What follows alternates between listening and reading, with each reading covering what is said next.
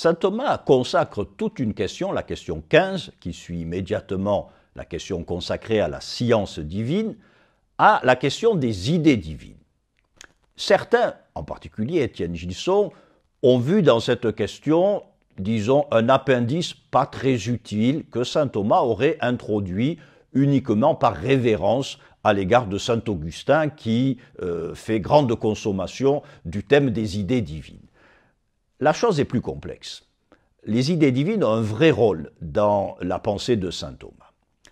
Comme il est clair, la notion des idées est une notion que l'on rattache à Platon, le monde réel est le monde des essences pures, le monde des idées, et le monde sensible dans lequel nous vivons est simplement une copie imparfaite de ce monde des archétypes, de ce monde des modèles. Bien, la difficulté du point de vue chrétien, c'est que ces idées, on ne savait pas très bien quel était leur statut. Il semblait qu'elles étaient un petit peu en état d'apesanteur. Platon, dans le Timée, explique que le démiurge, le créateur si l'on veut, regarde les idées, donc se sert de ces modèles pour façonner le cosmos. Très bien, mais où est-ce qu'elles sont ces idées? Qu'est-ce que c'est? Quel est leur statut?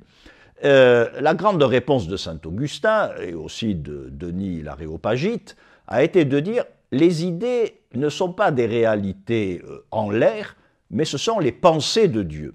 Donc ils ont eu cette idée qu'il fallait arrimer, qu'il fallait rattacher ces modèles transcendants des créatures à la pensée de Dieu, et plus spécialement, dans une perspective trinitaire, à la seconde personne de la Trinité, le Logos, le Verbe, qui est le lieu des idées, où le Père exprime toutes ses idées, et c'est à partir de ces idées que le monde est façonné.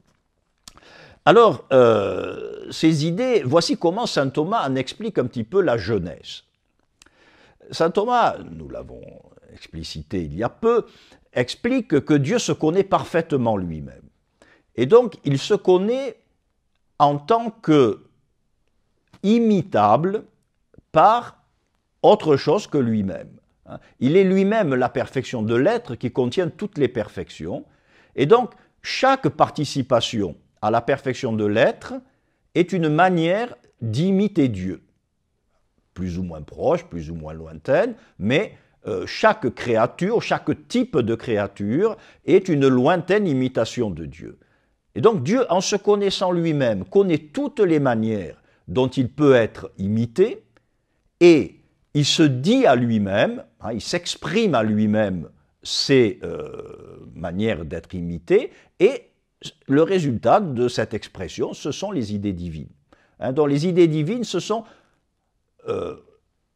toutes les participations possibles à l'essence divine pensée par Dieu.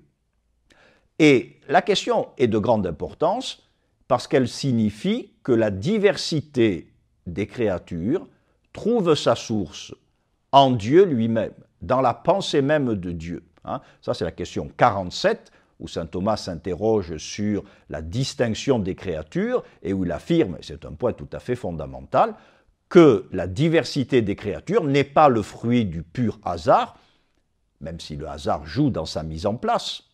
Nous savons, à partir de la théorie de l'évolution, que les espèces n'ont pas été créées dans un seul instant et dans toute leur complexité, elles se sont mises en place peu à peu, mais chaque espèce correspond à un certain type intelligible qui est une imitation de la perfection de Dieu. Donc nous savons que cette diversité trouve en Dieu son origine. Ce n'est pas un accident, ce n'est pas le fruit du hasard. De sorte que saint Thomas, avec la théorie des idées, répond à un problème qui a fasciné la philosophie depuis les origines, le problème de l'un et du multiple. Comment de l'un peut sortir le multiple? Parce que l'un, en se pensant lui-même, produit en lui-même une certaine diversité, ce sont les idées divines.